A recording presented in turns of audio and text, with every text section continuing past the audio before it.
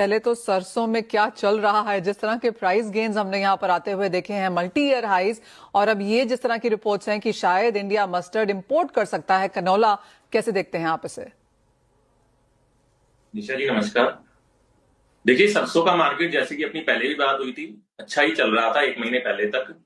एक महीना पिछला ऐसा गया जिसमें सरसों थोड़ी शांत रही है। नीचे से जब सरसों की फसल आई थी, जब से सरसों सीड 1500 रुपए कुंटल और सरसों तेल 40 रुपए किलो बढ़ चुका था। उसके बाद जैसे कि आप समझते ही हैं कि जब थोड़े लेवल ऊपर हो जाते हैं तो एक टेक्निकल करेक्शन भी आता है और थोड़ी डिमांड स्लो भी होती है। उस हिसाब से पिछले एक महीने में सरसों के अंदर 150 से 200 रुपए कुंटल का मंदा आया है और तेल के अंदर भी 6 से 7-8 रुपए किलो तक का मंदा आया है पिछले एक महीने के अंदर।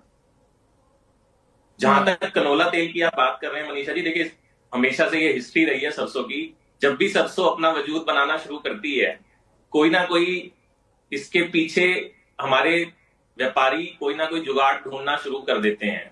सरसों के साथ ये समस्या हमेशा ही रही है और इस बार भी ऐसे कनोला की बातें आ रही हैं और भी तेलों की इसमें थोड़ी मिक्सिंग चालू हो गई है या कुछ और सरसों तेल के नाम पे हल्के तेलों को कस्टमर को बेचा जा रहा है। जहां तक पर्टिकुलरली कनोला तेल की बात करें तो पहले मैं आपको बताना चाहूंगा कि हमारी सरसों तेल में और कनोला तेल में फर्क क्या होता है। हमारा सरसों तेल जो होता है वो हमारी चॉइस, प्रेफरेंस चॉइस इसलिए रहती है उपभोक्ता की क्योंकि इसके अंदर एक पंजेंसी फैक्टर होता है जिसको बोलते हैं तीखापन। वो इसको अलग करता है बाकी तेलों से भी और जो बाहर से कनोला तेल आता है उससे भी। और एक इसका जो नेचुरल फ्लेवर होता है वो कनोला तेल में नहीं होता। एक तो बात ये होती है। दूसरा ये कि हमारे यहाँ की जो सरसों है उसका जो तेल है वो पूरा सीड को क्रश करने से लेके और पैक होने तक बिना किसी केमिकल के यूज के वो तेल निकाला जाता है और ऐसा का ऐसा पैक किया जाता है। उसमें कोई केमिकल ऐड नहीं किया जाता है, जो कि बाहर से आने वाले कनोला तेल में नहीं होता है। उसको केमिकल यूज करके प्रोसेस किया जाता है। तो दोनों जो बातें हैं जो हमारे सरसों तेल को अलग करती हैं और तेलों से, वो इसमें नहीं होती हैं। केमिकली प्रोसेस्ड होते हैं ये और इनके अंदर पंजेंसी फैक्टर बिल्कुल भी नहीं होता है। कोई पंजेंसी नहीं होती, इसमें तीखापन नहीं होता है, ना वो फ्लेवर होता है जो हमारी भारत की सरसों के तेल में होता है। एब्सोल्युटली हर्षित जी, जैसे आप बता रहे हैं कि एक पंजेंसी होती है, प्योरिटी है, जो हम इंडियन मार्केट्स में भी कहीं हद तक कुछ खोता हुआ देख रहे हैं। जिस तरह की मिक्सिंग एंड ब्लेंडिंग की यहाँ पर खबरें हैं, आप कैसे देखते हैं उसे? देखिए मनीषा जी, क्या होता है हमारे यहाँ पे ना अलग अलग लेवल के लोग रहते हैं, income level wise, education wise. तो जैसे ही सरसों तेल का रेट बढ़ता है तो बाकी के तेलों और सरसों तेल का जो रेट का गैप है वो कुछ बाजार में हल्के तेलों को सरसों तेल के नाम पे या सरसों तेल के परसेप्शन में बाजार में उतार देता है। अभी मैं आपको बताऊं, पिछले 1-1.5 महीने से काफी, जैसे सोया तेल का डीओ है, राइस ब्रैन तेल का डीओ है, सरसों की खल से निकलने वाले तेल का डीओ है, जो कि केमिकली प्रोसेस्ड होते हैं। वो सरसों तेल में कुछ हद तक मिक्सिंग भी की जा रही है और कुछ हद तक सरसों तेल के नाम पे ना हो लेकिन सरसों तेल के इंप्रेशन में एक कम पढ़े लिखे आदमी को या जो ज्यादा ध्यान नहीं देते हैं ऐसे कस्टमर को रेट के लालच में बेचा जा रहा है।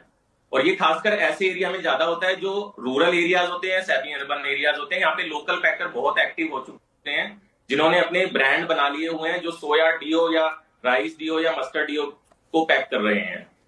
इससे क्या हो रहा है कि जो कस्टमर है वो उसको सरसों तेल मान के ले रहा है, लेकिन क्योंकि वो तेल सस्ता मिल रहा है उसको लगता है कि ये तेल सस्ता है, दूसरा तेल महंगा है, तो वो वाली बोतल ले लेता है जो थोड़ी सस्ती मिलती है उसको, लेकिन वो प्योर सरसों तेल होता नहीं है।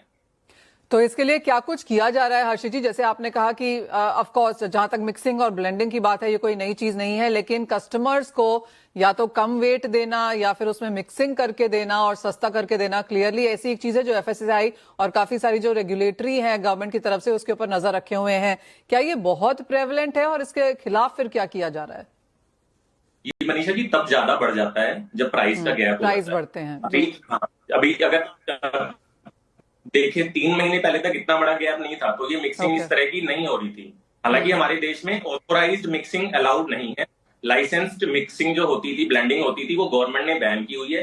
लेकिन अनऑर्गेनाइज्ड वे में जो गवर्नमेंट की नजरों से दूर है, बड़े ही लोकल लेवल पे इस तरह की चीजें हो रही हैं। इसको हर्षित जी, लेके स्पेशली जैसे ऐसा आपने बोला समय एफएसएसएआई या सरकारी। हर्षित जी, ऐसा समय है जब त्योहार यहाँ पर शुरू हो चुके हैं, खपत यहाँ पर ज्यादा बढ़ जाती है, जैसे आपने कहा बहुत ज्यादा प्रेवलेंट है, तो क्या कुछ किया जाना चाहिए फिर इसके लिए?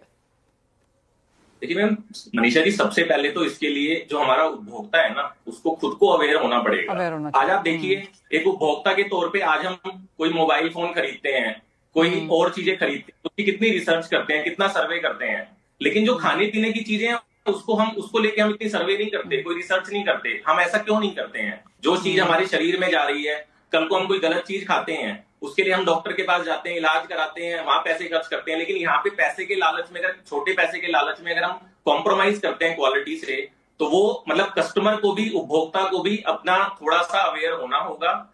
अच्छे प्योर सरसों तेल के अंदर, और जो मिक्सिंग वाले तेल हैं या जो दूसरे तेल सरसों तेल के इंप्रेशन में बेचे जा रहे हैं, उनको सेपरेट करना ना ही होगा। खरीदें। खासकर मनीषा जी, इसमें ना एक दिक्कत क्या है कि जो कम पढ़ा लिखा या जो लेबर क्लास या जो छोटा आदमी है, जिसका इनकम का लेवल कम है, वो ज्यादा फंसता है इसके चक्कर में। एब्सोल्युटली हर्षित जी, प्राइस सेंसिटिविटी इंडिया में एक नॉन चीज है और सभी जगह काफी प्रेवलेंट है। एक फाइनल सवाल आपसे, और वो ये कि अगर पिछला फेस्टिवल सीजन देखें, पिछले साल में सितंबर अक्टूबर देखें, दिवाली के आसपास, और अब की अगर बात करें, तो सरसों में किस तरह का भाव में इजाफा आया है? सरसों तेल मनीषा जी, पिछले साल के इसी समय के मुकाबले ऊंचा है। इन दिनों में सरसों तेल का रेट पिछले साल 135 रुपए किलो चल रहा था, जो कि इस बार 170 रुपए के करीब जाके अभी 160 रुपए किलो होलसेल में लूज जो तेल का रेट है वो 160 रुपए किलो चल रहा है। तो कम से कम ये मान के चलिए आप 30 से 35 रुपए किलो सरसों तेल, प्योर सरसों तेल इस बार ऊंचा है पिछले साल के मुकाबले।